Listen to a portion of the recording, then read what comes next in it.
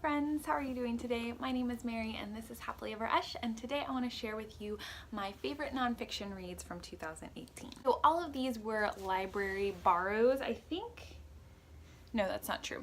3 of them were library borrows. One was a borrow from a friend, and so that has been returned. So good job on getting that book back.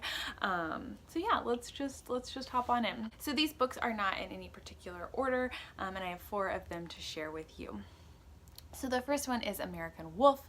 I can't remember the author's name, but I will again put a picture here. This follows the reintroduction of wolves to the Yellowstone National Park region. Also kind of follows the people's lives who protect these wolves, who love these wolves, and kind of document their lives. So you're kind of getting two different things here. You're getting the story of these wolves, the story of their reintroduction, their mating habits, and kind of you're really following the saga of what they're doing. There were a group of conservationists that very closely follow the lives of these wolves, and they track them and their children and their packs, and so you're kind of getting this saga, this very Animal Planet, and the lives of these wolves, as well as you know, how it affects the people who live in this area, how it affects the hunting, the politics of the area, and how it's affected by the introduction of the wolves back into the landscape. And so yeah, it's a super compelling read. I think if you enjoy conservationism, if you enjoy you know, the natural world, it would be something. If you enjoy politics, that this would be something that would be really interesting to you. But I absolutely adored it. I made my husband listen to it and he really loved it as well. And I definitely think that it's a super compelling read. I learned a lot of information about wolves, just as they are, but also kind of how politics shapes our conservation and national park system as well. So yeah, definitely a worthwhile and fun nonfiction read, but also heartbreaking. I bawled at the end. No shame, I bawled at the end. But I feel like that's like animal books, you're gonna cry. Like that's just how it is. The next book I'd like to talk about is called The Tech-Wise Family. Again, don't know the author's name. I should have prepared a little bit better for this video, but put a picture here. This is all about technology, how it's affecting our lives. Kind of the author's you know, trying to convince you, I guess, on how to manage technology, especially like within your family, from a parent's perspective of managing technology. This is written from a Christian perspective, but I don't think that you have to be a believer or a person of faith to get something from this book. I definitely learned a lot of really practical tools, things that I would like to put into place more in my life on managing technology. I thought that it was a good mix of information as well as like practical things you can do, and he kind of makes a lot of arguments for the things that we're missing out when we value technology over creativity and over other stimulating things, being outside, being in nature, music, conversation, and he really breaks down what technology is, you know, not just, you know, our phones and our devices, but also like, you know, electricity and music that's not played on an instrument, like in a small setting.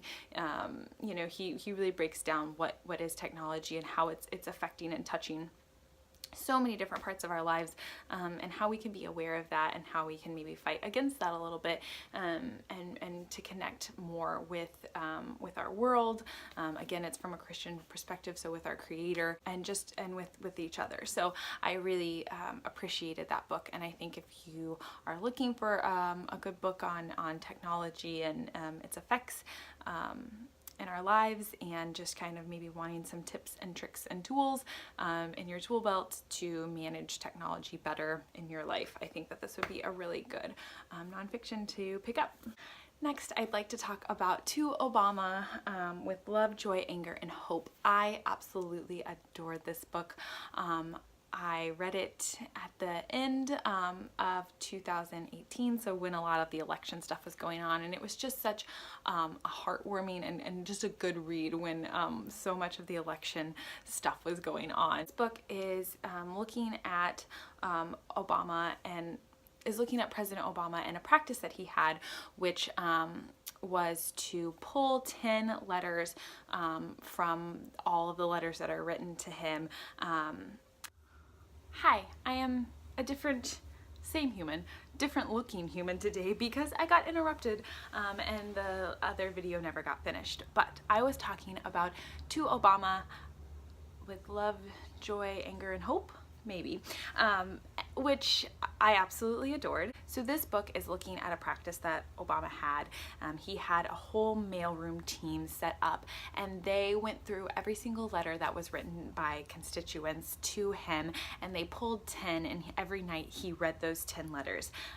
They were very brutally honest at times. They were not always singing his praises, but they were very reminiscent and very timely, always very in the moment. And so it kind of talks about how this practice really kept Obama just so close and so involved with his constituents and with the issues that were going on. And so this book kind of compiles and highlights some of those letters that were given to President Obama to read. And then you're also getting commentary from people who wrote letters, from President Obama himself, as well as people whose job it was to go through these letters and potentially select them for the president to read. This book gave me so much hope and so much joy. It was just such a great reminder of what politics and politicians can be. I think that Obama is a wonderful man, and I think regardless of what you think about his policies, I do believe that he really cared for the country and the people of this country, and it was just the perfect read for during an election season when we are selecting people who are making decisions for the entire country. And I absolutely adored it. So I think if you're looking for a really hopeful read, if you're wanting to kind of get a look into what the constituents and the people of this country wrote to President Obama, I would definitely pick this up. I will say by the end there gets to be some repetition just because a lot of the letters are very repetitive, but it doesn't take away from the power from some of the particular letters. And I definitely think that this is super powerful and beautiful and moving nonfiction, and I would highly recommend it. And then last but certainly not least, I have a memoir on this list, which is kind of crazy because I'm not a memoir kind of girl, but that is I Am by Maggie O'Farrell. I need to read more Maggie O'Farrell. She writes so brilliantly, and I absolutely adored just the concept of this book. It's 17 Brushes with Death, and so it's looking at Maggie and her life and all of the times she brushed up with death, whether that is in a very visceral and real experience where she's almost murdered, or kind of brushing up with death when she experiences a miscarriage, or when she experiences some really serious health issues with herself and with her children, and also just kind of like what the other side of fate would be in certain situations where you know, things could have gone a lot worse but they didn't. And so she's just kind of looking back at her life and how these experiences with kind of brushing elbows with death really shaped her life and has shaped her experiences. Some of these stories are tragic and heartbreaking, and your heart just aches for the things that she's had to experience and go through. And I think that these stories just really give Maggie an appreciation for her life, and she lives such a full and wonderful life, and I absolutely adored these stories. I listened to this on audio, and I would highly recommend that. The audiobook was fantastic, and I know that this is definitely a booktube darling. So many people have put this on their favorite lists, and I think it is for a good reason. And I definitely, like I said, want to read more of Maggie O'Farrell's work. She predominantly writes fiction work, so I would definitely like to pick some of that up soon, because I really enjoyed her writing. It was very beautiful and very visceral and real feeling. You can kind of almost taste and feel everything that she's talking about.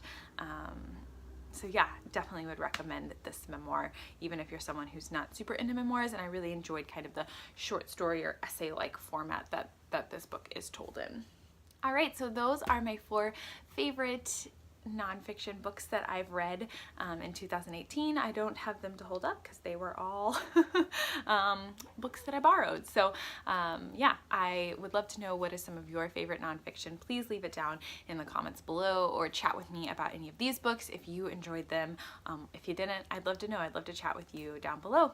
All right, I hope that you guys are having a great rest of your day, and I will talk to y'all later. Bye.